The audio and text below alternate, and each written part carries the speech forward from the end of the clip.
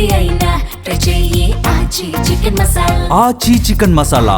ముఖ్యమంత్రి రేవంత్ రెడ్డి వాళ్ళ ఢిల్లీ వెళ్లనున్నారు. 2 రోజుల పాటు ఢిల్లీలోనే ఉండనున్నారు. రాజ్యసభ సభ్యుడిగా వేం నరేందర్ రెడ్డి ప్రమాణ స్వీకారోత్సవంలో పాల్గొంటారు. అలాగే ఇండియా కూటమి నేతలతో జరిగే కీలక భేటీలో పాల్గొంటారు.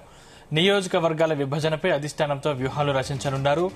ప్రొరేటాను విహైబ్రిడ్ మోడల్ కు మద్దతు కోసం సీఎం ప్రయత్నించనున్నారు. ఇక పలువురు కేంద్ర మంత్రులను కలిసి రాష్ట్రానికి రావాల్సిన నిధులపై చర్చించనున్నారు.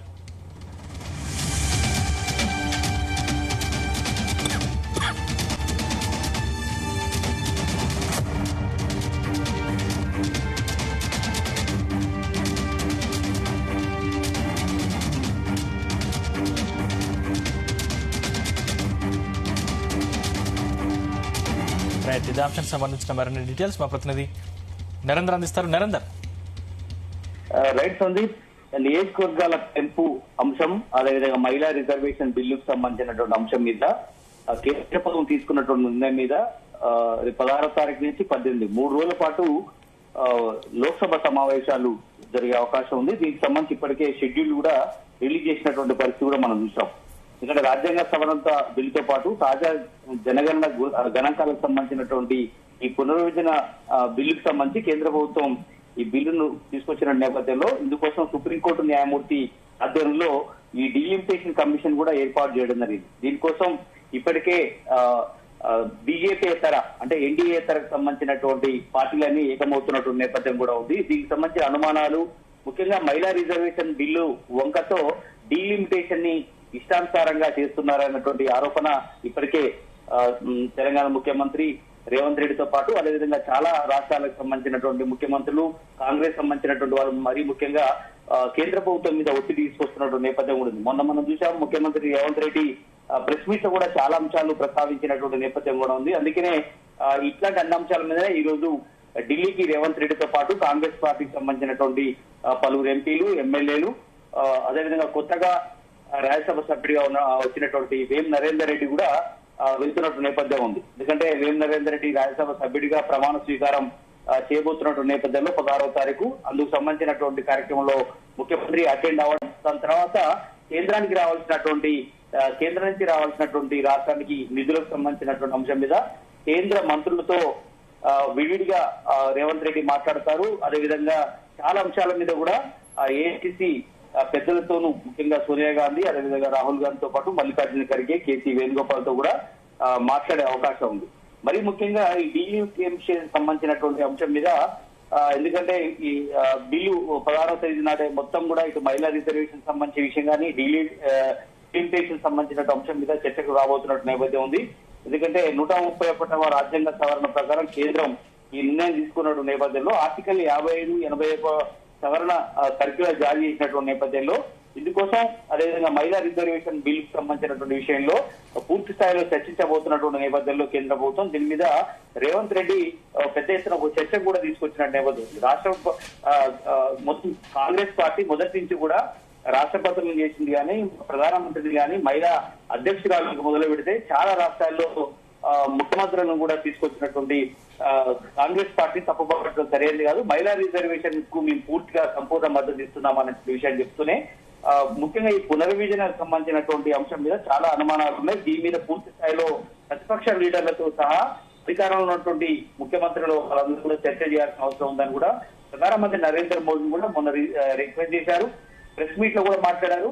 తదనంతరం మళ్ళీ కూడా లేఖ కూడా రాసినటువంటి పరిస్థితి ఉంది. ఎందుకంటే జాతీయ స్థాయిలో దీని మీద విస్తృత చర్చ జరగాల్సిన అవసరం ఉందని కూడా రేవంత్ రెడ్డి లేఖ రాస్తూ అన్ని రాజకీయ పార్టీలతో అఖిలపక్ష సమావేశం ఏర్పాటు చేయాల్సిన అవసరం ఉందని కూడా ఆయన విజ్ఞప్తి చేశారు.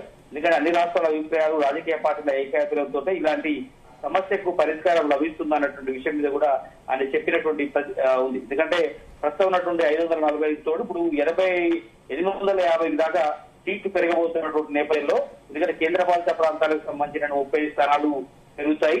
అదేవిధంగా అన్ని రాష్ట్రాలకు సంబంధించి 717 స్థానాలు పెరిగే అవకాశం ఉన్న నేపథ్యంలో ఈ 3 రోజులు జరిగేటువంటి పార్లమెంట్ సమావేశంలో పూర్తి స్థాయిలో చర్చ జరగబోతున్నటువంటి నేపథ్యం కూడా ఉంది. కనుక దీని మీద రేవంత్ రెడ్డి మొత్తం అధిష్టానం పెద్దలతో పాటు అదేవిధంగా రాష్ట్రానికి సంబంధించినటువంటి ముఖ్య నేతలతో కలిసి వెళ్ళబోతున్నటువంటి నేపథ్యం కూడా ఉంది.